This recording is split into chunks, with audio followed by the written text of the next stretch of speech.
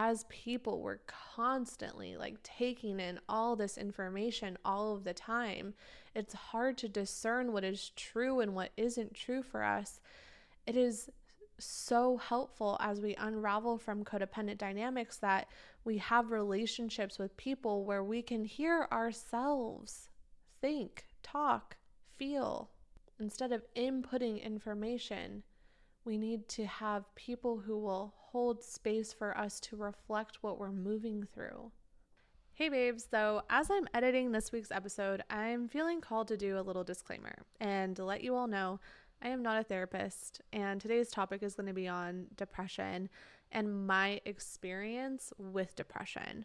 So as you go into listening to today's episode, know that I'm speaking from depression from my own lens, from my own experience, and what I know to be true for me. It does not mean that it is the truth. It does not mean that it is the only truth.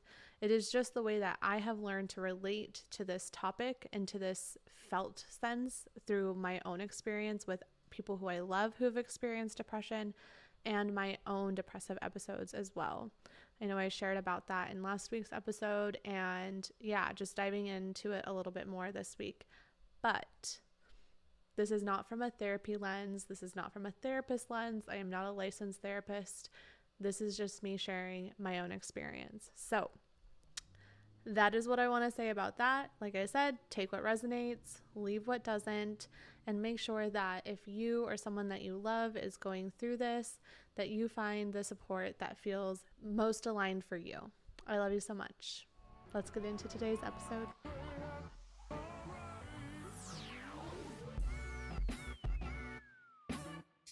Hey babes, welcome back to Codependency Alchemy, the podcast. I am your host, Alyssa, and today we're going to talk about what to do if your partner is experiencing some sort of emotion that maybe you're a little bit uncomfortable with. Maybe they're feeling depressed, maybe they're angry, maybe they're grumpy. Whatever their emotion is that is triggering or activating you, we're going to talk about what you can do when that comes up.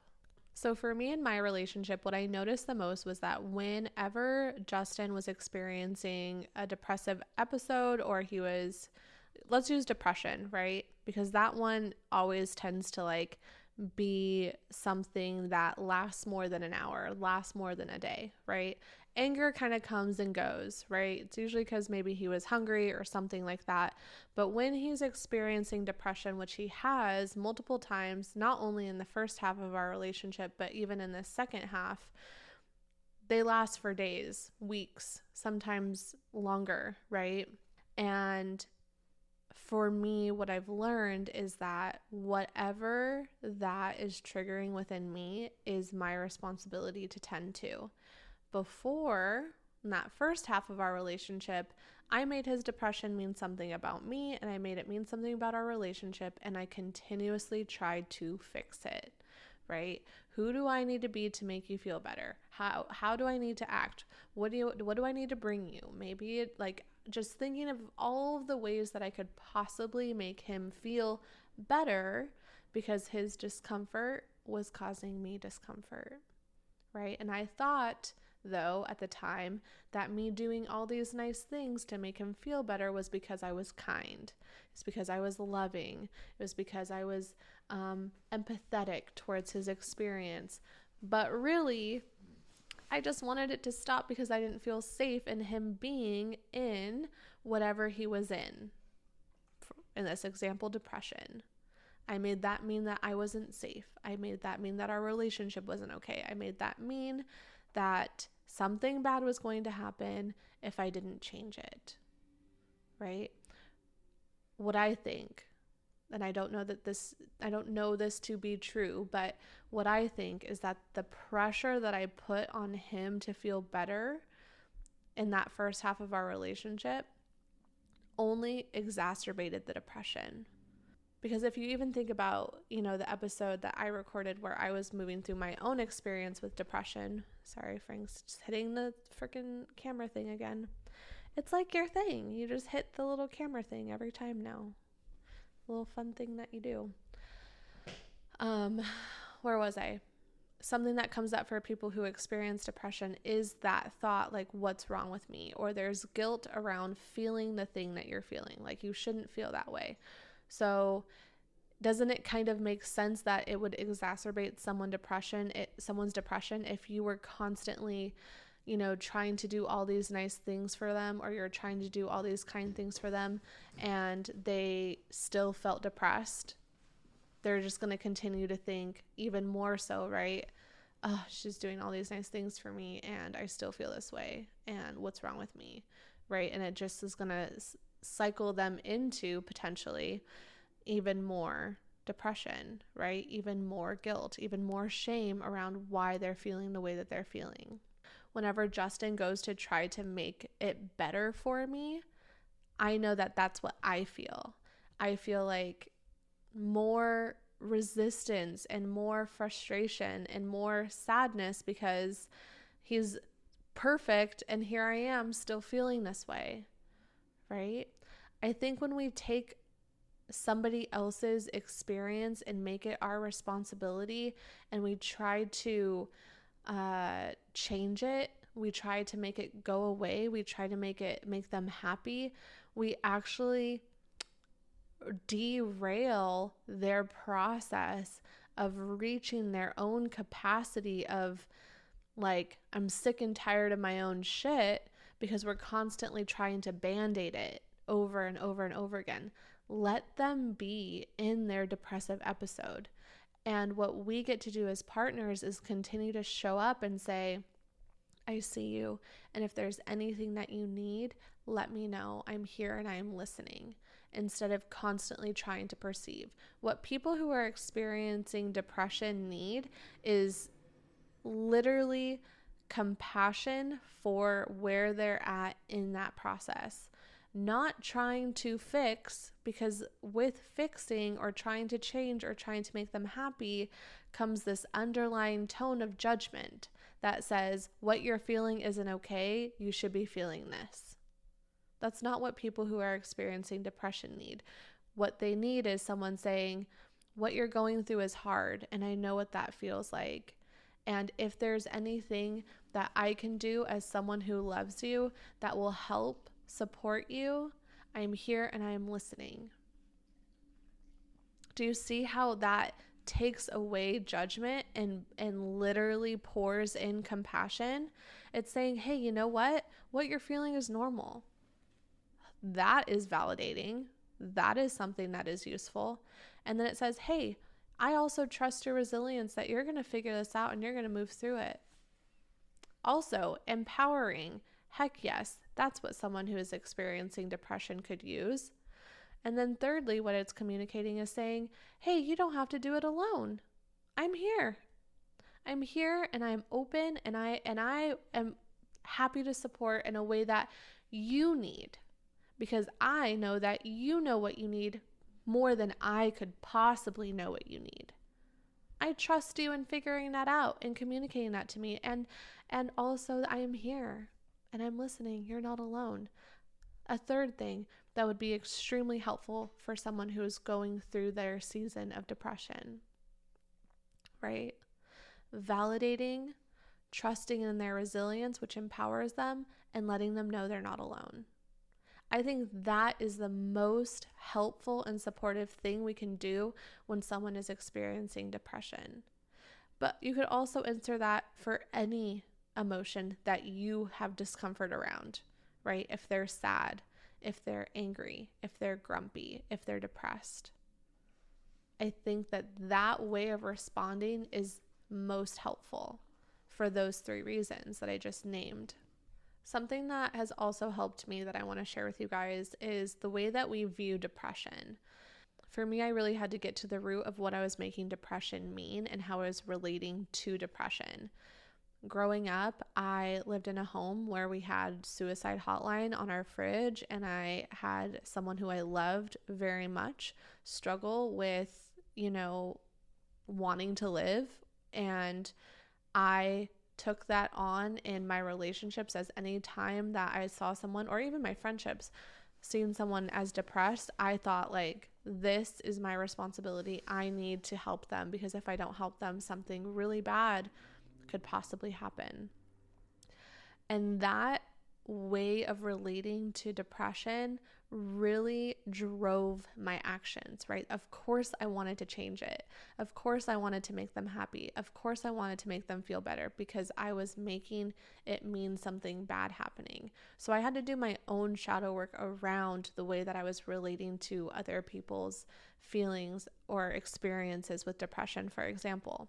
Now, my reframe around depression is, it is there to support people in uncovering and unlocking identities, beliefs, or stories that they no longer resonate with. There's almost like a grief or mourning cycle that we go through, and that causes the depression. Like, we are in an experience that is no longer aligned for us. And so we're in this in between of the person who we've been and the person who we're becoming. So of course we're going to have this period where things just don't make sense, where we feel a loss of clarity, where we feel confused, where we feel stuck, where we feel like we're walking in circles, not sure what direction to go in. When we come in as partners and try to alleviate that again and again and again, to me, that's like someone sitting at a crossroads being invited to take a different path that is more aligned for them, and we're like coming in and doing like a little fucking show in front of them, distracting them. Like, can we stop standing in front of them and trying to distract them, and instead sit beside them and say, yeah, you've got a couple paths here. I'm here. You don't have to do this alone. I see you. That's what they need. That's what we need. That's what we all need. Validation, empowerment, and trust, and knowing that we're not alone. We don't need someone to fix it. We don't need someone to say like, oh, I don't know, well, that path looks like this, and da-da-da-da-da, and well, this path looks like this, and da-da-da-da, and do you really want that path? Like, distraction, distraction, distraction. Sit with them while they navigate it. Be someone to listen as they process, so they can hear themselves think. Listen. Hold space, rather than divert their attention by making them listen to you and your thoughts and all the ways that you're trying to make them feel better. As people, we're constantly like taking in all this information all of the time. It's hard to discern what is true and what isn't true for us. It is so helpful as we unravel from codependent dynamics that we have relationships with people where we can hear ourselves think, talk, feel. Instead of inputting information, we need to have people who will hold space for us to reflect what we're moving through when we're ready. Because I know from my most recent depressive episode, I didn't know what to process for a long period of time. If someone were to ask me or say, I'm here and I'm listening, I'd be like, thank you, great. I don't know what to say. That's a part of it, where we're still gathering information, where we're still gathering experiences. It is during that time where we feel the intensity of the patterns, beliefs, stories that are ready to be composted. And so we don't have the information to process. But as we start seeing the things that don't feel good anymore, or don't feel aligned, or don't feel resonant, we're going to reach this point where it's like, okay, now I have a lot more information, a lot more experiences that now here I am ready to process. Now can I bounce the thoughts, ideas, and things that are coming up for me? The last time Justin experienced a bout of depression, it was when he was starting to feel a loss of like purpose, if you will, with his job, right? He was just kind of doing the same thing over and over again, and it was just feeling really stagnant. And so then that started reflecting in the way that he was relating to himself and to his work and to how he shows up in the world. And it just felt dark for him. And instead of me going and trying to fix it, I just witnessed him every single day. I held compassion for him every single day. I let him move through it I like keep looking over here because I just remember continuously watching him sit in that chair in our dining room and just like head in hands, like, I don't know what to do. I'm lost. I'm stuck. And I see you. Do you like, is there more? Do you know what you feel lost around? Do you know what you feel stuck around? I'm listening. No, I don't know. No, I don't know. No, I don't know. Just doesn't have answers, doesn't have answers, doesn't have answers. And then I'm like actively working at not trying to perceive what the answers are, because that can be a pattern of mine as well. And those who experience codependency, I think that can be a pattern of like, we begin to perceive what could possibly be the problem so we could illuminate it for them. Really, really working at not doing that, because how could I fucking know?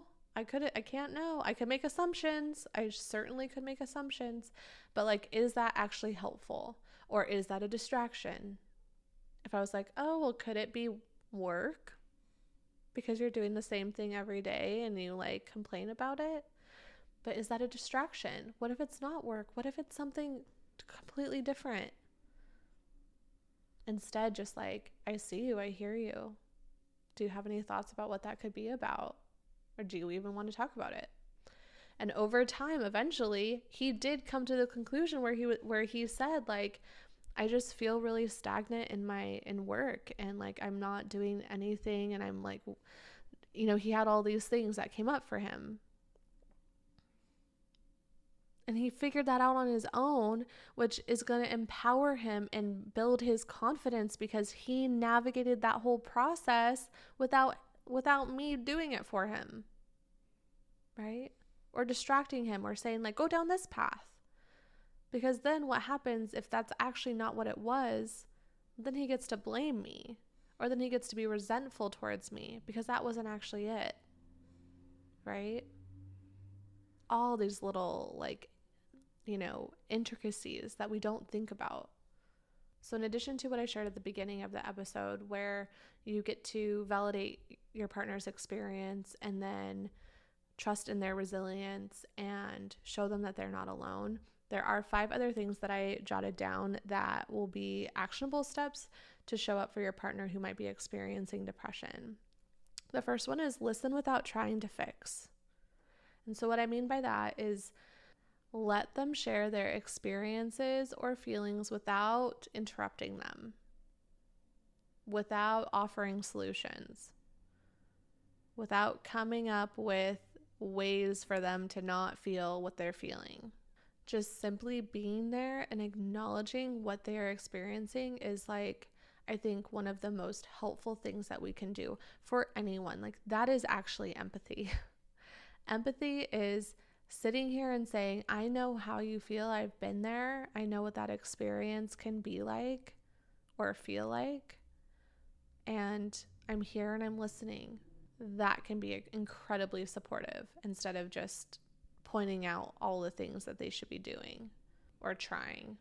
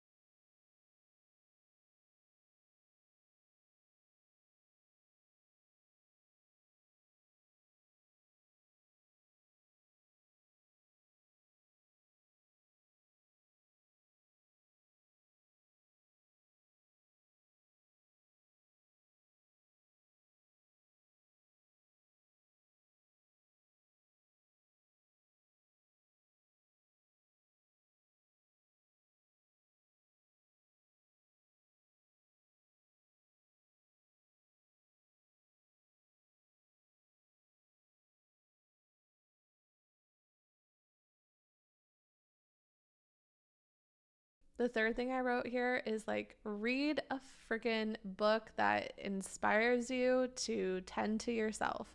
The book that I listed here is The Gifts of Imperfection, which is by Brene Brown. That was probably like the first book that I read when I was in a depressive episode that like really helped shake me up and like really helped me tend to the part of me that thought I needed to be this perfect person, I think.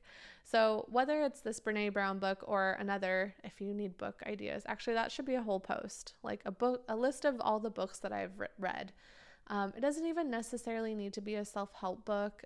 Sometimes that can be helpful, especially if you're wanting to go in and fix things for your partner. Just notice that going and fixing it for them or trying to change it for them is just because you are experiencing discomfort yourself. So sometimes those self-help books can be really helpful in redirecting your efforts and your energy towards what really matters, which is you. Because when you tend to you, the way that you show up in your relationship and your relationship itself will reflect back that work that you did on yourself. The fourth thing, join community and get support. We have big feelings around our partners having big feelings, and that is okay. And so instead of trying to continuously remedy this with our partner who may not have capacity to show up for us in the way that we need in that moment, find a place like community, right, where you can be held in your own experience as well. A place where there are people who have capacity to hold that space for you while you navigate what's coming up for you. So definitely consider Codependency Alchemy, the membership on Substack for $9 a month. Like, we come together almost every week, 3 weeks out of 4 every month on Thursdays. So you can get that support and be held while you're also navigating your feelings around your partner, right? Our partners are not always going to have the capacity to meet us in our experience, but you still deserve to be held. So instead of judging them or making them wrong or bad for not having that capacity, find it for yourself in other ways. So that's why I created the membership, was because I need a support like this, and I need to be held like this, and I need accountability and like continuously having some of these conversations. So I know that I love meeting every week for that very reason of like, okay, wow, we're not alone in this. Like, we're all experiencing the roller coaster of emotions and what comes up in relationships. So definitely consider that if you notice that you're needing to feel seen and heard. And the last thing I have on here is don't take their depression personally. I know that's easier said than done, but depression is a complex emotion that our bodies go through in order to elicit transformation and change. And it doesn't have anything to do with you. We get to show up to our partners with empathy and holding space for them and whatever they're experiencing by just listening, right? And being someone who can hold space. But we want to work on avoiding internalizing their experience and instead be someone who's offering understanding and support. And we also need to tend to the parts of us that are triggered or activated by using shadow work and inner child healing as the tool to hold ourselves through that, because it's going to happen. Like, when someone who we love is going through something that is challenging, to me, it makes sense that it would trigger something for us. It makes sense that it would activate something within us. So taking that opportunity really for yourself to also see what's there for you to tend to as well. I'll go ahead and leave the link to join the Codependency Alchemy membership in the show notes or description box below. And I'll also link the 10-step inner child and shadow work practice that I wrote out on Substack quite a while ago. But it's step-by-step the process of doing the shadow work to get to the root of what is being triggered and activated, and then the questions to ask to tend to the inner child within you through somatics, and the reason why those questions are important. So it's definitely a super robust post on the whole practice. It's something you can continuously come back to. There's even an inner child meditation attached to that newsletter. So again, I'll leave that in the show notes or description box below if you want to check that out. And I hope this episode was supportive. It was really helpful for me, especially coming off my own depressive episode recently, to just reflect on this, like reflect on depression, reflect on how I experienced depression, my relationship to that word and to those emotions, and seeing myself and like how Justin not coming in and trying to fix it really allowed me to do the deep inner work, because I wasn't constantly distracted by him trying to make me feel better. I really got to have that journey, and it, wasn't in a few days. It took weeks, month, took quite a while. I mean, time is relative, right? But it takes as long as it takes. And I think that, I know that I have so much gratitude for Justin just continuously letting me be in it and not trying to make me be what I wasn't, because I do think that ends up just perpetuating more shame and guilt, and I already had plenty of it for feeling how I was feeling. So I hope this episode was helpful. Please let me know by liking this post on Substack. Sharing it on your social medias is super helpful. If you haven't already rated or left a review on this podcast, I would so appreciate if you just took a couple seconds after this episode to go and give it an honest rating and review. It really helps get this podcast out to other people who don't follow me on social media, and I truly believe that these conversations are so important for us to get to have. And so I really thank you for your support and continuously just boosting the podcast and helping it reach more and more people. Thank you for being a part of this community. I love you so much, and I will see you next week. Bye.